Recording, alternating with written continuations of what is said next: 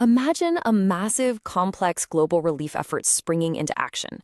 When persistent crises hit, we usually picture these giant cargo planes flying in supplies from, thousands of miles away. But actually, scratch that. The reality on the ground is shifting completely. Nearly 100%. Think about that for a second. That is the proportion of relief supplies that Oxfam procured directly from local enterprises in Africa for their operations there. Almost 100%. It's a staggering number, right? And it literally flips our traditional understanding of global aid totally on its head. Okay, let's dive into this. Welcome to today's explainer, localization trends and partner selection in humanitarian procurement. We're going to unpack the hidden mechanics of how global relief efforts are actually securing their supplies and explore this wildly uncharted territory of how they select their crucial local partners. So, to really understand how the system works today, we first have to recognize this massive macro trend that's fundamentally transforming the whole sector. I'm talking about the push for local aid. Now, because you follow the space, you already know local sourcing isn't just a backup plan anymore. It's absolutely critical for a sustainable strategy. We're witnessing a massive systemic pivot away from distant global suppliers and moving toward deeply integrated, regional, community-based solutions. It's a real game changer. Diving into the specifics, Mashtari and colleagues in their 2021 review basically mapped out the key parts of this trend. First off, there's a clear, increasing propensity towards local aid sources across the board. Second, the published research universally points to rapidly changing procurement trends right within the aid sector itself. Basically, the actual buying habits of these massive organizations are fundamentally altering. And third, this shift is intentionally creating significantly more opportunities for local enterprises to jump in and participate. It's a complete systemic change. You're providing aid while simultaneously injecting much-needed capital directly into local businesses. Win-win, right? And this brilliantly illustrates the real-world impact of that research. This isn't just some abstract theory debated in academic journals. This is happening on the ground right now. Research by Charles et al. Back in 2016, and then reaffirmed by Mashtari et al. In 2021, verified that Oxfam sourced nearly all its relief supplies from sources in Africa.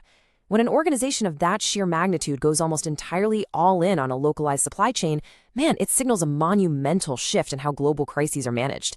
It proves that the capacity and the capability absolutely exist right there in the local markets. But how do these organizations actually choose their local partners? It's a massive, critical question.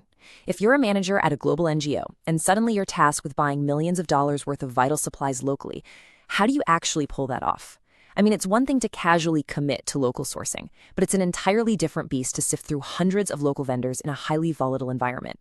You have to find the exact ones who can deliver life-saving goods on time, at scale, and with absolutely total reliability. So this brings us to supply partner selection. Research by Venkatesh and colleagues in 2019 really emphasizes that choosing suitable supply partners is a highly strategic issue for managers working in humanitarian operations. Think of it like a massive, highly strategic gear inside a much larger operational machine. If a commercial business chooses a bad supplier, they lose some money. But if a humanitarian organization chooses a bad supply partner, the relief supplies simply don't arrive, and lives are put at acute risk. It is a high-stakes decision matrix that literally dictates the success or failure of an entire aid mission. Let's move to and see how this builds, because the stakes are just so incredibly high. Researchers like Yakovu et al., writing in 2014, have started advocating for and applying rigorous scientific methods to better understand the rationale behind these procurement mechanisms. We are finally moving away from the era where purchasing decisions might have just been based on ad hoc choices or pure gut feeling. Instead, there's this vital push to apply hard data, logistic science, and structured methodologies to figure out exactly how these massive operational gears should optimally function under intense pressure. Now, there's a really interesting nuance here from Mashtari et al. The broad topic of local vendor selection in a humanitarian setting, it's an established research area. Academics know it happens, they track the big macro trends, and they know it's incredibly important. But knowing that something happens is very different from knowing exactly how it happens. While the overarching concept is acknowledged, the specific, daily, ground-level mechanics of how a humanitarian manager actually evaluates and selects a local vendor, that remains incredibly obscure. Which leads us directly into a massive operational void. It's essentially the missing manual of humanitarian logistics.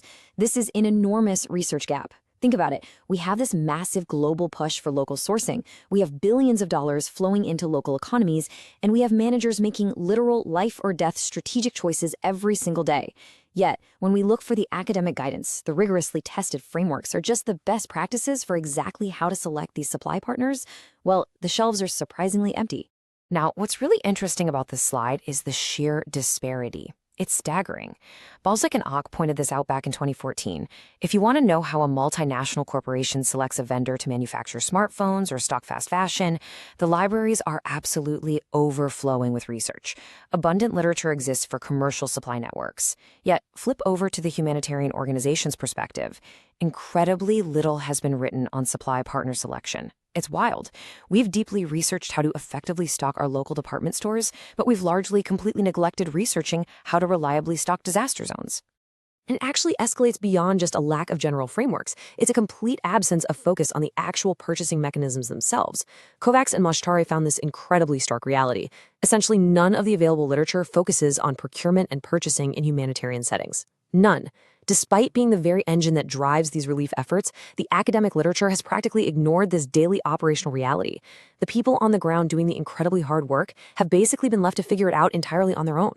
So the crucial point is this stunning paradox captured by Kovacs, Moshtari, and others. To quote them directly, procurement issues in humanitarian operations remains under-examined.